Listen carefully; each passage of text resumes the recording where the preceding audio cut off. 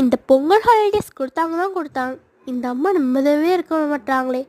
ஷுபா அந்த வேலை செய்ய இந்த வேலை செய்யும் டார்ச்சர் பண்ணுறேன். கொஞ்சம் நேரம் இந்த மாதிரி ரிலாக்ஸாக வேடிக்கை பார்ப்போம். ஆமாடி அம்மா, வேலை செஞ்சு ரொம்ப டைட்டிங் பாருங்க. வேடிக்கை பாருங்கள்.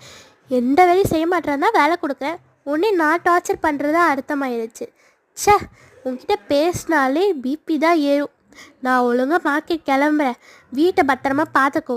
அம்மா சாரிம்மா, எப்படியோ மார்க்கெட் தானே போகிறேன். அங்கேக்கும் இங்கேக்கும் ஆட்டோவில் தான் போகிறேன். எதுக்கு வேஸ்ட்டாக மணியை செலவு பண்ணுறேன்? பேசாமல் சொல்லு, நான் ஆர்டர் பண்ணித்தரேன் ஆன்லைனில், ஓகேவா? இதுவும் நல்லதாக தான் இருக்குது. நம்ம எதுக்கு வேஸ்ட் பண்ணி டைமை சொல்லிடுவோம். சரிடி, நான் லிஸ்ட்டை சொல்கிறேன், நீ ஆர்டர் பண்ணிடு. தக்காளி, வெங்காயம், உருளைக்கிழங்கு, கத்திரிக்காய் அதெல்லாம் 1 கிலோ வாங்கிடு. அதுக்கப்புறம் பீன்ஸு, கேரட்டில் 1/2 கிலோ. ஒரு கோஸு ஏதோ மிஸ் பண்ண மாதிரி இருக்கே. மசாலாத்தூளையும் கொஞ்சம் வாங்கிடு. வீட்டில் இல்லை, சரியா? ஐயோ, என்னோட அம்மாவோட பட்ஜெட் அதிகமாக போயிட்டே இருக்குது. நம்மக்கிட்ட வேறு ஜிபியில் காசே இல்லை. சொன்னால் ஏதாச்சும் அடிப்பாங்கன்னே தெரியலையே. சரி, ஏதாவது சொல்லி சமாளிப்போம்.